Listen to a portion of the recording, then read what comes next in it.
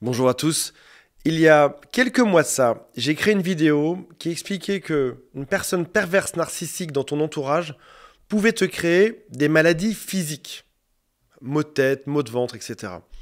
J'ai aussi créé une vidéo qui expliquait que une personne perverse peut te créer des problèmes psychologiques, des angoisses, des stress, des ruminations. Et dans le troisième volet, aujourd'hui, j'aimerais parler de ce qu'on pourrait appeler des maladies spirituelles. C'est-à-dire que ces personnes sont des parasites qui viennent perturber ton âme et ton énergie. Et lorsqu'ils en partent, tu as un espèce de sentiment de vide, comme s'ils avaient tellement aspiré tout ce qu'il y avait en toi que tu en ressortais complètement vidé, sans énergie, avec des doutes et dans une forme de déséquilibre. On parle de ça aujourd'hui. Avant de démarrer, si vous le souhaitez, abonnez-vous à cette chaîne. Ça me fera extrêmement plaisir. Ça fera revenir votre énergie dans votre vie. Cliquez sur je m'abonne. Non, pas du tout. Ça me ferait juste plaisir. Il y a aussi un quiz en dessous qui s'appelle est-ce que cette personne est perverse, narcissique ou pas? C'est juste en dessous. Pour rappel, ce quiz, c'est le quiz mondial, c'est-à-dire que c'est le quiz que tous les professionnels utilisent pour déterminer dans le monde, en Australie, en Allemagne, si une personne est perverse, narcissique ou pas. C'est suivant le score que tu obtiens, tu as la réponse à cette question. On va voir aujourd'hui 6 maladies qu'on pourrait qualifier de spirituelles. Elles ne sont pas classées de manière croissante ni décroissante. Elles ne sont pas pires l'une que l'autre, elles sont toutes pires. S'il y avait une compétition, elles seraient toutes pas très bonnes pour ta vie. La toute première, c'est que ces personnes viennent drainer ton énergie vitale. Il y a quelques jours, on a parlé de ces vampires énergétiques, ces personnes qui viennent te prendre ton énergie. On parle aussi de vampires émotionnels. Et tu as cette impression d'être vidé, épuisé. Tu arrives dans cette relation au début qui est galvanisante, pendant la phase de lune de miel.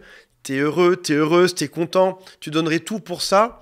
Et puis, au bout de quelques mois, tu as cette espèce de fatigue. Je me souviens même de gens, et moi ça a été mon cas, qui m'ont dit, à la fin, au bout de quelques années, j'ai pris le peu de force qui me restait pour pouvoir m'en échapper. Un peu comme dans un film atroce policier sur Netflix, la victime découvre que si elle prend le peu d'énergie qui lui reste, qu'elle récupère tout et qu'elle court, elle pourra survivre à cet agresseur. Sortir de ce cachot, de ce souterrain, de ce labyrinthe, de ce piège qui a été fait. Et il faut juste tout réunir. Et cette impression, je pense que si tu n'as pas vécu ça, tu pourrais même pas comprendre cette phrase-là, ce sentiment-là. Peut-être même que tes amis proches t'ont dit c'est pas si grave, ça se passe bien, ton mec est génial. Et puis, il y a un peu des deux, c'est un peu 50-50 là-dedans. Par contre, si jamais tu l'as vécu, tu sais à quel point c'est juste horrible. J'aime bien ce passage qui dit Satan lui-même se déguise en ange de lumière. Un serpent peut se déguiser, un diable peut se déguiser. Ces personnes vont venir réellement prendre toute ton énergie, se mettre au centre de tes préoccupations. C'est-à-dire que leur vie devient ta préoccupation. Tu pars le matin au travail, tu rumines. Pourquoi est-ce qu'on s'est disputé hier soir? Quel est le problème qu'il y a eu ce matin? Pourquoi est-ce qu'on ne se comprend jamais? Comment faire pour retrouver l'équilibre?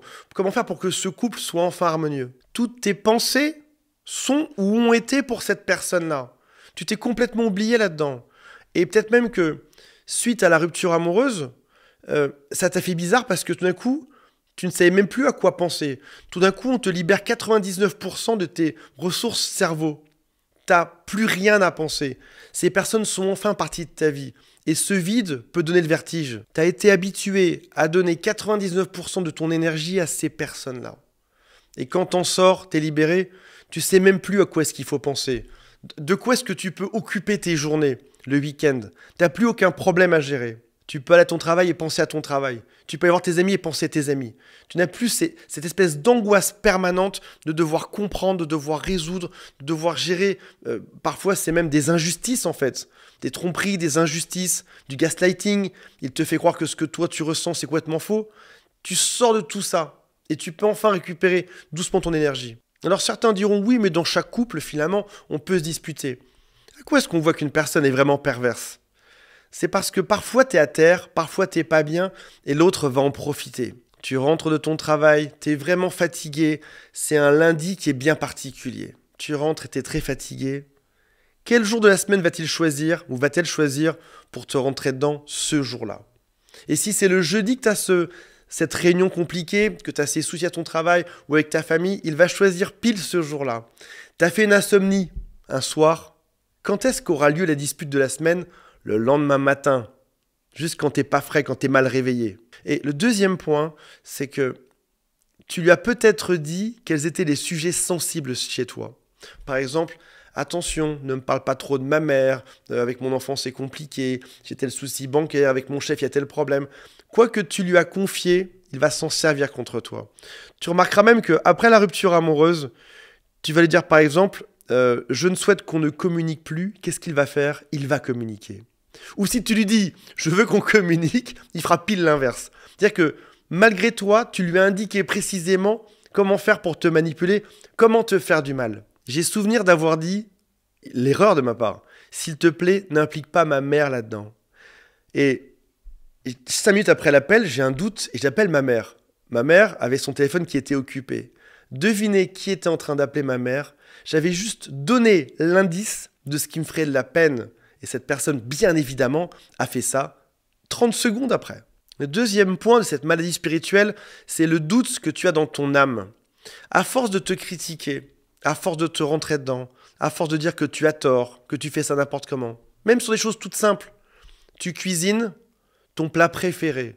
C'est un plat que tu as déjà fait 5 fois, 10 fois, 50 fois. Ils vont te dire, tu le fais mal.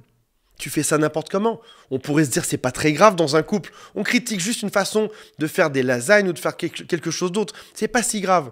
Sauf que chaque point de ta vie sera critiqué. Et tu finis par perdre confiance en toi. Comme le serpent qui va venir manipuler Ève, un manipulateur peut venir mettre le doute dans ton esprit en permanence. Alors, si tu pars en vacances avec des amis et que pendant une semaine, on te critique, déjà ce serait dur à gérer. Tu te dirais qu'est-ce que j'ai loupé, pourquoi mes amis critiquent, etc. Maintenant, imagine que c'est déjà dur sur une semaine. Qu'est-ce qui se passe quand cette relation amoureuse dure des mois, des années ou des décennies? C'est peut-être 5 ans, 10 ans, 15 ans, 20 ans à te faire critiquer. On te coupe de ta vérité intérieure. Une personne saine, une personne équilibrée, une personne qui est bien entourée, va écouter son instinct, va écouter ce que son cerveau lui dit, ce que son ventre lui dit, ce que son cœur lui dit aussi parfois. Et va se dire, parce que mon cœur me dit de faire ça, je vais faire ça. Je vais écouter mon instinct. Une personne perverse narcissique va te couper de tes émotions, de ton instinct, de ton cerveau, de ton cœur. La chose qu'ils vont te dire, c'est écoute-les eux. Ça deviendra eux ton intuition, eux ton cœur, eux ton cerveau. On va devoir faire comme eux font. Si le diable n'arrive pas à t'atteindre, il t'enverra son démon qui sera le pervers narcissique dans ta vie. Troisième point, troisième maladie spirituelle, c'est qu'il va contaminer ton esprit avec des pensées toxiques. Tu vas te dire à la fin, je ne suis pas assez bien, je ne mérite pas d'être aimé. Ils vont te le rappeler au quotidien. Ils vont même insister dans ce message-là. Tu sais, c'est chaque jour un petit peu plus. Chaque jour, ils te manipulent, ils t'en rajoutent. Si ils t'avaient montré leur vrai visage dès le début, tu ne serais jamais rentré dedans. C'est juste que ces personnes-là, le premier jour était adorable. Et puis, les critiques sont venues. Au début, c'était une critique par semaine, puis une tous les 5 jours, puis une tous les jours. Puis à la fin, c'est une toutes les minutes. À la fin, ils te critiquent non-stop. Et si tu n'arrives plus à le supporter et que tu pars, ils vont s'excuser, te faire revenir et recommencer ce supplice. Ils vont te rappeler à quel point ta vie est nulle dans tous les domaines. Ton travail est nul, ton physique est nul, ta voix est nulle, ta façon de respirer est nulle, ta façon d'agir est nulle, tes amis sont nuls, tes enfants, ta famille, tout ce que tu as autour de toi, tout sera nul. Et eux, ils vont te rappeler à quel point eux sont géniaux. Ils ont encore été dragués ce midi par quelqu'un au travail, ou un fan leur a envoyé ça. Ils vont te rappeler à quel point ils sont géniaux, à quel point toi tu es nul en permanence. Et ça va te mettre dans un cercle d'autocritique, à un tel point que même quand tu sors de la relation, quand vous vous séparez, 1 mois après, 2 mois après, 6 mois après, t'as encore ce doute sur toi. Tu sais pas si tu vaux le coup. Tu sais pas s'il faut faire confiance à ton instinct, ton intuition. Tous les survivants de ce genre de relation disent qu'il avait comme une espèce de brouillard dans leur vie. Ils ne savaient plus dire si c'était blanc ou noir. Ils ne savaient plus dire ce qui était bon ou pas bon, ce qui était vrai ou faux. Parce qu'il t'a piraté ton système. Il t'a dit que tu ne valais rien, tu pensais mal. Il ne fallait pas te faire confiance à toi-même. Et à force d'insistance, t'as fini par les croire. Alors ne pense pas qu'il faut être faible pour se faire pirater son système de pensée. J'ai en client parfois des chefs d'entreprise, des gens connus, des gens qui sont très stables dans leur vie. L'être humain reste fragile. N'importe quel être humain. Tu le répéteras chaque heure qu'il est nul, chaque heure pendant des années. Cet être humain, aussi fort soit-il, finira par céder, finira par se remettre en question. Ils vont briser ta connexion avec les autres. Tu te sens seul, déconnecté. Ils t'ont dit pense comme eux, réfléchis comme eux. Tous ceux qui t'ont gentiment influencé de manière positive, ils ont tous sorti de ta vie. Ils ne voulaient pas que ces personnes-là soient autour de toi. Il fallait penser comme lui, il fallait penser comme elle. C'était elle ton Dieu, c'était elle ta façon de penser. C'était lui qui te dictait exactement comment est-ce que tu devais être. Et tu te sens tout seul là-dedans, avec pour seule référence une personne toxique. C'est ça aussi le point qui est très important, le point de vigilance. Tu dois t'entourer de personnes positives. Tu n'imagines pas à quel point l'être humain, tout être humain, est influençable. Dans un autre domaine, si jamais je te dis une personne forte peut bien tenir le froid dehors. Admettons, on va faire une randonnée, je sais pas, dans une montagne, là où il y a de la neige. On part faire une randonnée. La différence entre une personne qui serait fragile ou qui serait très sensible à la température et une personne forte, c'est peut-être que la personne plus sensible ou fragile, au bout d'une demi-heure, aurait très froid, aurait besoin de rentrer dans un chalet, de mettre des couvertures, d'être près du feu. Et la personne très forte pourrait tenir peut-être 4, 5 heures, 6 heures. Mais si tu comprends bien cette image, ça signifie juste que être fort ou fragile dans certains points, c'est juste une question de quelques heures. Aucun être humain sur Terre ne peut survivre à un grand froid. Donc, ne te dis jamais j'ai été faible de craquer ou d'être là-dedans.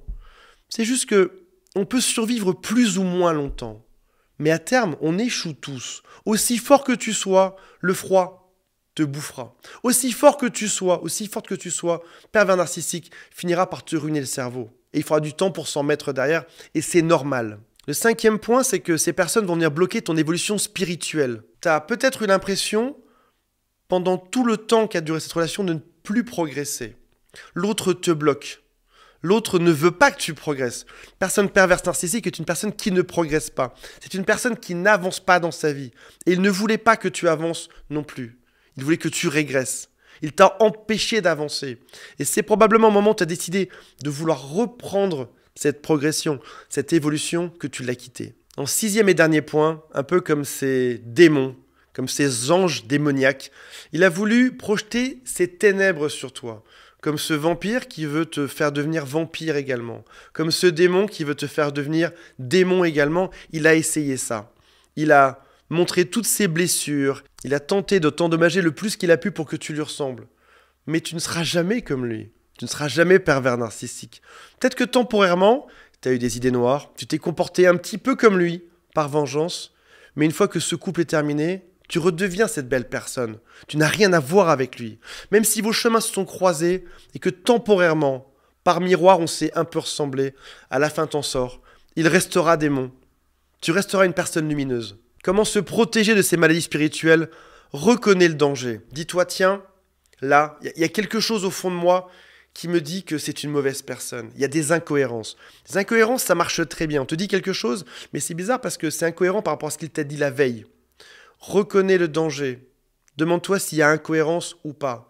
Qu'est-ce qu'on t'a dit sur cette personne? Qu'est-ce que tu connais de cette personne? Renforce ta barrière énergétique. Je dirais aussi de réapprendre à faire confiance à ton instinct. Dis-toi, qu'est-ce que mon instinct me dit là-dedans?